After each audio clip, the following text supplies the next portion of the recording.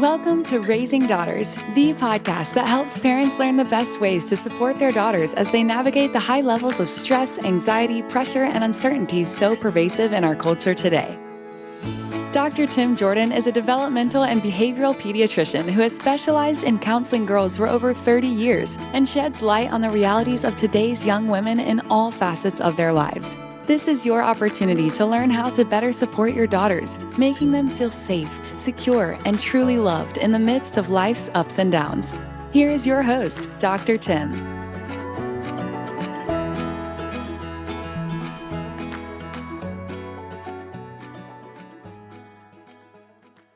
Hey folks, Dr. Tim Jordan back here with a brand new episode of Raising Daughters. And you've heard me talk in this podcast before about self-quieting for kids, for the girls who I work with in schools and camps, retreats, all those things in my counseling practice. And the importance of quiet time, the importance of having time to reflect and soul search and check in with yourself. But I haven't really talked about parents doing that and the importance of them modeling that, and also how to do that if you're a parent out there who is probably rushing around and feeling pulled and everything. So I thought what I would do today is bring on somebody who knows what they're talking about, an expert. And her name is Katie Krimitsos. You got it. So I found Katie because she has a really cool site that she'll describe as we go along in this interview. It's about meditation. It's like a meditation network for women. And she has all kinds of visualizations and quieting music and meditative kinds of things. So I thought she'd be a good person to have come on to kind of give you guys some inspiration and some information about how to actually have some quiet time. So thank you so much, Katie, first for coming on the show. Yeah, Dr. Tim, thanks so much for having me on. I appreciate it. So you have two daughters. I think I read that somewhere, right? Yeah, two daughters, 8 and 5. And Wow. whoo, are we in an intense season right now? That's how I like to describe it. I just spent last weekend with 22 grade school girls on a retreat. Oh, They're so cute. At such a cute age, third, is. fourth grade, a few fifth graders, but it's also a busy time. So I describe it as intense because I feel like in any given week, like the intensity of the emotions can be super high and super low, like hour to hour, it feels like sometimes. yeah. This happens to be one of those weeks that I am in right now. And then some weeks it's like all play and all smiles and, jokey, everything's good. And it seems to sort of like go back and forth between those two. Yeah. My podcast that came out yesterday, I'd recorded it about a month ago, but I'd done a weekend retreat for middle school girls. And so I recorded 3 girls talking about what's it like to be a middle school girl. Woo, it's very interesting, very sobering, and just, yeah. They're very articulate, open, honest kind of kids. And so I think that's a good one for anybody listening to go back and listen to that. But tell me first, how'd you get to this place in your life where you're talking about and teaching people about meditation? Yeah. So I have been meditating in some form since I was 19 years old. I'm 45 now. So, 20 plus years. And I've never done it perfectly. I need to make sure to state that right up front. But I have used it enough as a tool, mostly for self-introspection. That's always sort of been the deeper reasoning behind it. I have grabbed for meditation at times that have felt very high anxiety, very like frustrating. I'm not getting what I want in life. I'm grappling with something that I don't know really how to deal with. So, I can't sleep, like very practical reasons and moments in my life. I've sort of used meditation as one of the many tools, but a very powerful tool to help me process it, move through it, and eventually really transcend it. And so once you package that all together, that actually is a really beautiful self-introspective moment. And so I have come to see it as a tool that has helped me get to know myself really, really well. Anyway, so I began my podcasting career back in 2014, so quite some time ago. And back then I had a business podcast for women entrepreneurs. I loved it. It was amazing. It built an entire huge business for me. I loved doing the coaching work to help women through. I had my first kid, kind of, made the shifts on how to do the mompreneur thing. And then fast forward in 2018, I got pregnant with our second kid. And in that pregnancy, I don't know, anyone who has ever been pregnant knows something in your life immediately changes. And for me, what that was is this incredible deep knowing that I was done with that business, which was very scary because it was, I had been in it. It was it was a beautiful lifestyle business for us. It was taking care of our family at the time. So I kind of went within and said, what do I actually want to do? If this is not what I want to do, what do I really want to do right now? I'm about to have a newborn. I have a 2.5-year-old. Like, what season am I in? And what do I really want to do? A few months before, I had the idea for a meditation podcast for women, but I really kind of set it aside because it didn't really line up really well with my business company at the time, my business focused company at the time. And so now here I was a few months later, kind of contemplating all these things I could potentially do. And my husband was actually the one who reflected it back to me, like, what about that meditation idea? And I was like, well, what about it? He's like, what about it? What could it be? And in that opening is really where the seed of the Women's Meditation Network was actually planted. And it became very clear to me very quickly that I could take something that I loved and used as a practitioner, and I could sort of marry that with what I believe are my gifts of communication, my gifts to be able to write and to be able to sort of like put little love poems out there for women that are very affirming, that are a gentle reminder of who they are, right? Because I knew, having worked with women for so long in the entrepreneur space, like 90% of the issues that we had in business and that they were having in business were some sense, it was like negative self-talk, or it was self-worth or doubt or what have you. So I was already in the habit of really, unlayering all of that stuff and really talking directly to the soul. So fast forward, I decided to really build that out. And I knew right away it would be a big network. I knew I wanted a business model that could take me away from having to meet one-on-one with clients, because I was about to enter a season with a newborn and a toddler. Yeah. And so I wanted time freedom and I wanted the ability to really go big. And so I came up with the Women's Meditation Network idea. I launched my very first podcast called Meditation for Women back in 2019, just about a month or two later after I had found out we were pregnant. And fast forward, we now have 20 podcasts that are a part of the network, from sleep meditation for women, morning meditation for women, daily affirmations, sleep stories. Our last batch of 5 are actually kid-related: meditation for kids, sleep meditation for kids. So for me, it has been this really beautiful opportunity to sort of live out my gifts as, this podcaster, somebody who kind of knows the podcasting arena, a writer, somebody who really believes and wants to breathe life and love into women all over the world. And this is what has come out. So you're obviously very passionate about what you do, which is Yeah. awesome.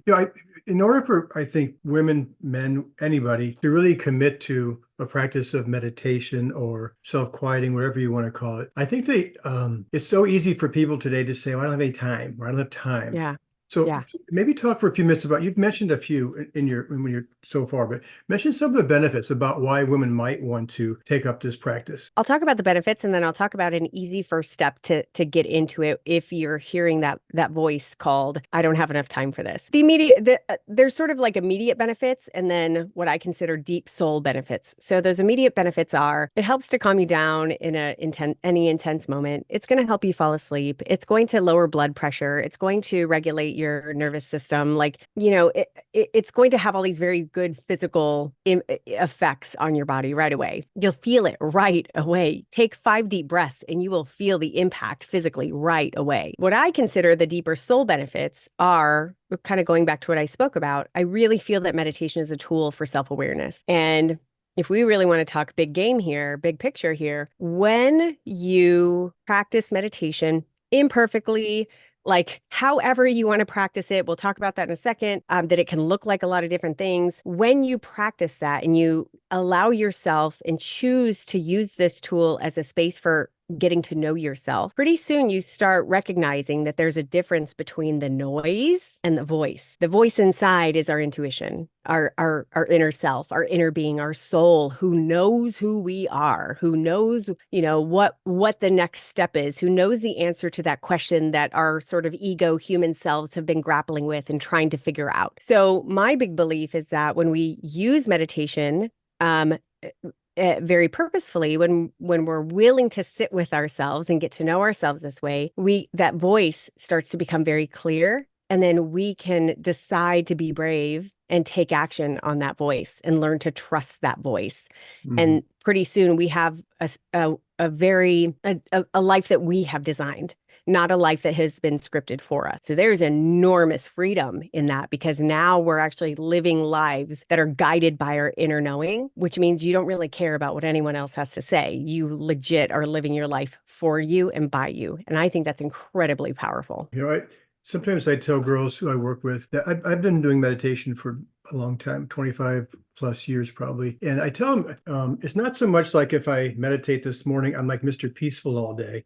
Yeah. But No. for me, it's besides what you said, it's also for me, it's like instead of my life having big jagged ups and downs, I'm much more even. I Yeah. can tell just internally that it helps in that way for me. I'm sure you find 100%. Yeah, 100%. I think that, yeah, there is sort of a misnomer that like, oh, if you're somebody who meditates, like you sit on this beautiful meditation pillow all day and like life is so zen. Like, Like if you would have seen me yesterday, like, I mean, all the expletives come out, like, life is hectic. Life, we're living this life and this humans as a human, and it's intense. It's a lot, right? Of course, you're going to have reactions. Of course, you're going to have emotions. Of course, things are going to be high and low. Meditation, much like journaling, much like movement, these are all powerful ways to be able to soften things, to soften those edges. So yeah, it's really powerful for me. And this circles back to the idea of how anyone who is telling themselves that they don't have time for meditation. I love telling this to people. There's an easy way to just tiptoe into it that I promise you're probably already doing. I call them mini meditations. So what this is instead of sitting down and burning some incense and having to have everything quiet and so perfect at the exact right time, sitting down totally upright with your spine straight and it starts hurting after 20 seconds, like just get that idea out of your head. And instead, once you drop the kids off at school and you're coming home and you're parked in your, outside your home, or you're parked wherever you're parked, don't rush into the house. Sit in your car and take 5 deep conscious breaths. What do I mean by 5 deep conscious breaths? A conscious breath is when you are fully aware of and present with your inhale and your exhale. And you would be amazed at actually how quickly your mind jumps away from that presence, from that awareness. And that's okay. That's totally normal. I've been meditating for 20 plus years. That still happens to me a lot. But if you're able to sort of like find these little mini meditation moments, that's a really good one. You're in the shower, and instead of your brain going through all the things you got to do for the day, instead sort of come into presence, recognize the warm water on your back and kind of like streaming down your body. Be grateful for the fact that you have warm water today and you get a shower today. Not everyone in the world gets that, So they're really calls to present. And I feel like these are little mini moments that you can take, little mini meditations that you can have that allow you to sort of step out of the normal running race that your brain is doing and just be. And Yeah. that's really what a meditation is. So these are really small ways to be able to start that anyone can fit into their day. We're talking with Katie Krimitsos. Did I say it right? Yeah, you did. Thank you. Well done. And she's the founder of something called the Women's Meditation Network, which I'm going to have her explain more towards the end, what's involved with that. We're talking about the importance of meditation for all of us, but in particular women. I also think, as far as the time thing, that I think we just have to make it important. Yeah. If it's Yeah. one of those things, if you put it off until I get everything done and then I'll have time to meditate, that's one of those things that you'll probably not do very often. So you have to sort of really, like you say, you're like even planning something as simple as when I pull in the driveway, before I get out, I'm going to have 5 breaths. Yeah. But you can also find 5 minutes in the morning or 10 minutes in the morning before all the kids are up. Like when my kids were young, I created this little spot in the living room. No, actually in the dining room. I had a little meditation chair and I had some music, I had some books. And if our kids got up and they saw me in there, they knew just to kind of stay quiet for a few minutes. I wasn't in there for 3 hours. I was in there for maybe Right. 10 or 15 minutes. But Right. I had to sort of discipline myself to sort of just get up 10 minutes earlier than the kids Yeah. were going to get up for school or whatever.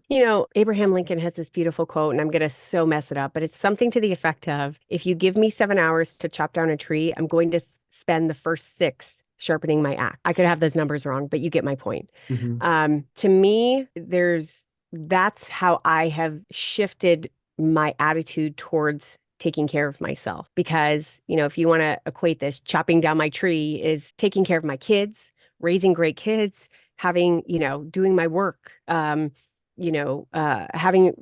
time with my husband, keeping the house, all of those things that we're sort of managing on a daily basis. I can't do them well if I don't have a sharp axe. It's actually going to take me longer and take more out of me if my axe is dull. So I'm going to give you this example. It's a little bit of an extreme example, so I don't want to put anyone off on this, but I hope you'll get the point. So I'm an athlete. I've been an athlete my whole life, and I can't say I've ever loved running. I've had seasons where I've ran more, but running has just always sort of come with whatever sport I was doing. And I don't know, about 6 weeks ago, I was going through this really intense season, like just lots of layers. I think every parent out there can feel me on this. Like every single million invisible and visible details of life, work, relationships, everything, tons of moving parts, a lot of unknowns. So I was just feeling like like just vibrating with anxiety. So one day I was like, I need to move. I'm going to go run. And so I went on a run and I ended up running for an hour, which is insanely long for me, by the way. Like I'm like a 30-minute runner, if that. Especially in So Florida. It's hot. yeah, oh gosh.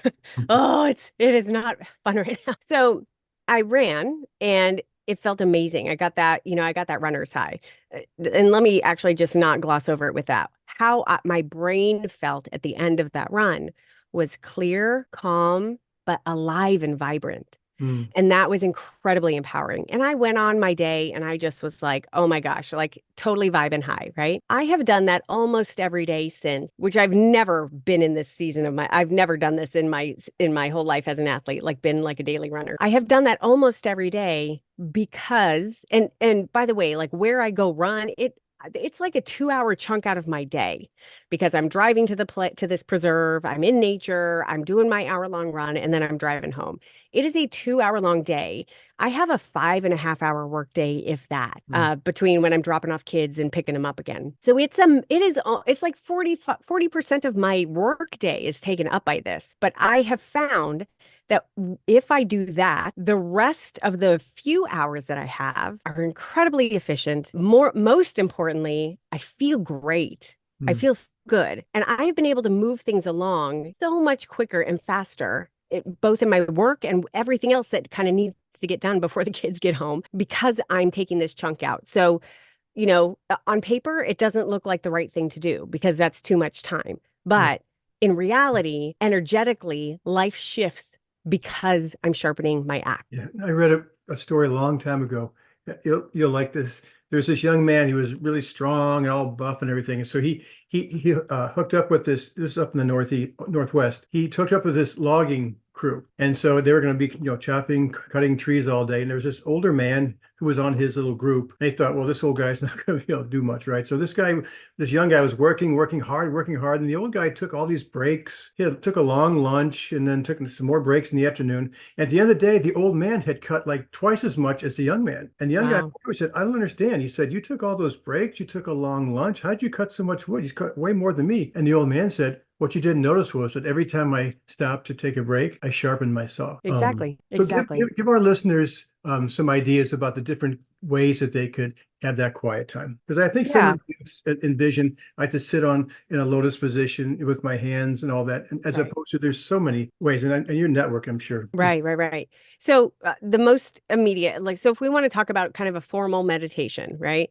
Again, I love guided meditations a non-guided meditation looks like you sitting down and just sort of like being there with as much quiet as you possibly can, closing your eyes in a comfortable position and just sort of like being there. A guided meditation, I really love because I feel like, especially for somebody who struggles to do the former, it gives you guidance. It sort of like does the hard work for you. So now you have my voice or the voice of some of my hosts who are guiding you along and sort of like telling you what to envision, telling you how to move your body, telling you how and when to breathe. So I think it's a really good, easy first step into any sort of regular meditation practice. So, and it's as easy as pressing play. Like, oh, that I like that title. Let me press play on that, right? That's it. Sit back, relax, just be in any comfortable position, laying down, sitting up, in your favorite chair, whatever that might be. So that's sort of like, a formal meditation. And an easy way to do formal meditation. I am a very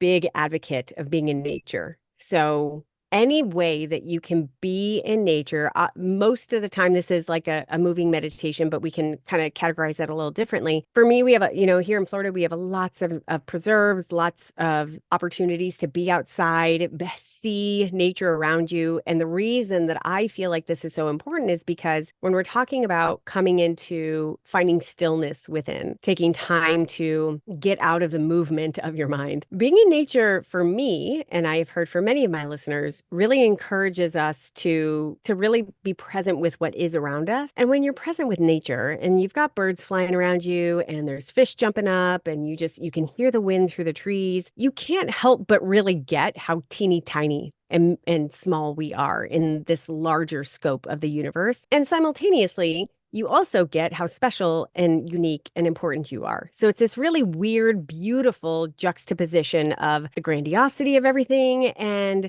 and the smallness of everything. So for me, it really uproots me from thinking that all those big, heavy things are actually not so big and heavy. Like everything's okay. We're going to be okay. I'm going to survive. It's all good. So it really dissolves the heaviness of a lot of stuff. So that's a really great way. Journaling, I have mentioned before, journaling is so good because it's a chance for you to sort of like get out what's in your brain so you can actually visually see it, start processing through it and extract that energy from that so that you can sort of create space for that stillness. The moving meditations, again, this is, I just described how that works for running for me. Anything that gets your body moving, because once again, when you're physically moving your body, it really forces you into some level of presence. So all of these, out of your head. yeah, exactly. So all of these ways are really, really powerful to be able to practice getting a little bit more out of your head and being able to see. And when we say that, I really want to expand on this. What that means is that you're recognizing in any one of these modalities that I've just spoken about. The power of it is that we start recognizing all those thoughts, all of our thoughts, and they're kind of all over here. They're all up here, right? And you can immediately get like, okay, my job is not to control those thoughts. My job is to watch those thoughts just sort of like, pass by like clouds in the sky. And in that recognition, you also recognize I'm not the thought. I'm the observer of those thoughts. And in that recognition, a space opens up between the thoughts and you, your soul, and you start realizing, oh, there's an openness here. And I believe that that's where our voice is. That's where our intuition is, in that space, in that stillness. So it's that practice of really, getting out of our minds. It's really more of like recognizing that we are not our thoughts. That's not who we are. And there's power in that because the thoughts that we are thinking, we now have the power to choose if they're good for us and they are empowering for us, or we can choose to just let them fly by because they're not really that empowering. I teach girls, I'll have them close their eyes and bring up like the most anxious thoughts that they get, the most common. And I'll have them I use the word notice. I said, just notice those thoughts. They're just words in your head. It's not the truth. It's usually not reality. It's just, and it's okay, but just notice them for a minute. Don't judge them. Don't freak out. There's someplace in your body, there's probably some emotion going with those thoughts. Just notice that. Right. Just notice it. And I think even just something as simple as that can take people out of that rumination head thing that's going on and just sort of calm themselves down and realize I do have some control of this. I don't have control. There's an old phrase I love. I tell girls, you're not in charge of whether or not a bird lands in your head, but you're always in charge of whether or not it builds a nest. We don't have control of what pops in our head, but once it's there, then things like your meditation practices, then that's you saying, I'm in charge of it now. It's ultimately, these are all tools to really see that you really are 100% in charge of your life and you get to create it from the inside out. We're talking with Katie Krimitsos, and she has a really cool. I found it on Spotify, but there's other. You can tell us in a minute where else you can find. It's called the Women's Meditation Network. There's all kinds of resources on there about mindfulness and quieting yourselves and taking care of yourselves. You mentioned nature before. I'm a big believer in that too. And sometimes you can't take 3 hours to drive to a nature preserve and blah, blah, but you can bring nature to you by even just having plants in your space, by having a bird feeder outside your window. It doesn't have to be dramatic as, taking a 4-day hiking trip or something. Right. Yeah. Go walk outside and instead of looking at all the zooming things in front of you, look up at the sky. Like how often do you do that? How often do you actually look up at the sky and just like long enough to where you can see the clouds move? And pretty soon you'll see a bird fly by and you start kind of realizing like, oh, where are the lamps down here? Yeah. I think that's very important. And this is a hard one for many people today. When you're out there glancing at the sky or taking your walk, maybe don't bring your phone. Maybe put the phone away for a little bit. Yeah. Maybe. Although, it's interesting. I get analytics for my podcast, and guess what the number one way people listen to my podcast is? I mean, I would guess on their phones, on their podcast app. No? Watches. Really? Yeah, like well, you think about, they're probably Like running, the Apple Watch? walking, Yeah. doing Okay. doing things of that That's sort. great. Yeah, I thought that's interesting. I wouldn't have thought that. Wow. But there may be times when it's as simple as just you turn it off, and then Yeah. you can be outside for 5 minutes without devices. Yeah. Yeah. That's very huge. So tell me where you found, like, there's some really nice quieting music, which I use sometimes when I'm working Yeah. at my desk here. Where'd you find the music? How'd you create all the visualizations and things? Where's all that from? Yeah. So the music itself, so there are two companies that I license music out from. So they're sort of like the marketplace, right? So anyone who wants to create, who's a creator who wants to create the music, kind of puts their stuff there, and then I can license it out. So I have a couple different places where I do that, and there's some gorgeous music out there. And Yeah.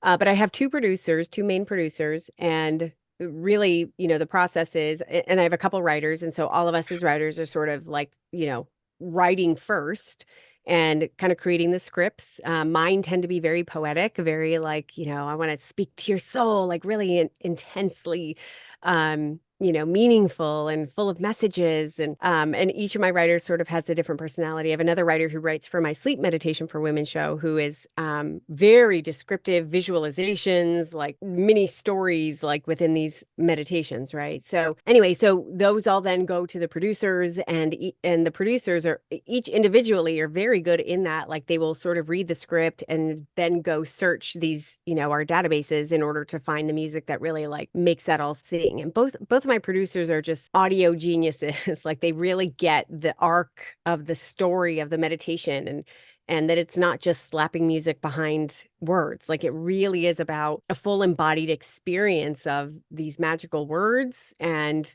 the poetry coming out and the message that wants to be communicated through that, and really encompassing it in this music that can, with sound effects that can really like give the listener goosebumps, that emotional, journey that we really hope to provide every single time. And so how can people find the Women's Meditation Network? What are places they can land on? Yeah, so we're a media company in that we are all podcasts. So these are 20 different podcasts. So whatever podcast player you currently use, whatever podcast player you're using to listen to this show, all you have to do is go search Women's Meditation Network or Meditation for Women. Generally, most of our shows will come up that way. But under the Women's Meditation Network, and you'll see all the different variety of our shows. And that's all you have to do. Or you could go to womensmeditationnetwork.com. You'll, visually be able to see all the shows there right away, and you can actually listen right there on the website. Are the podcasts, I'm not clear, are the podcasts like you talking like this, interviewing people or talking about a topic, or are they more like a meditation? It is a full-blown, I actually don't do interviews. It is a full-blown guided meditation from start to finish. So it's, me or the host welcoming the listeners, and then like, okay, let's get into our meditation today. We're talking to Katie Krimitsos, and she's the founder of the Women's Meditation Network. Talk just for a minute as we wind down here. Talk a little bit about the importance of parents modeling for their kids. If there is ever like the universal parenting book written, it literally is like model, like how to parent, model it. Model what you want to see.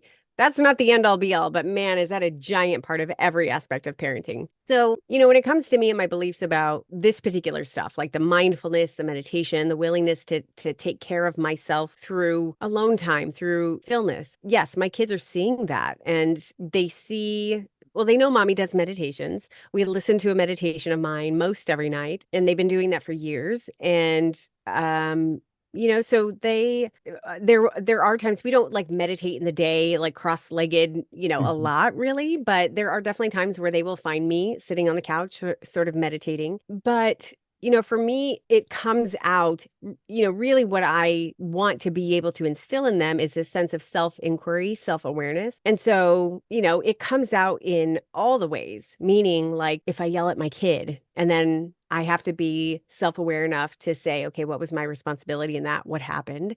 Let me break this down. And I kind of do that with them watching. Like hey, mommy's volcano erupted. That's how we talk about it. Mommy's volcano erupted, and I'm really sorry. Here's what's going on, and that's why. And let's talk this out and let's come back to center, kind of a thing, right?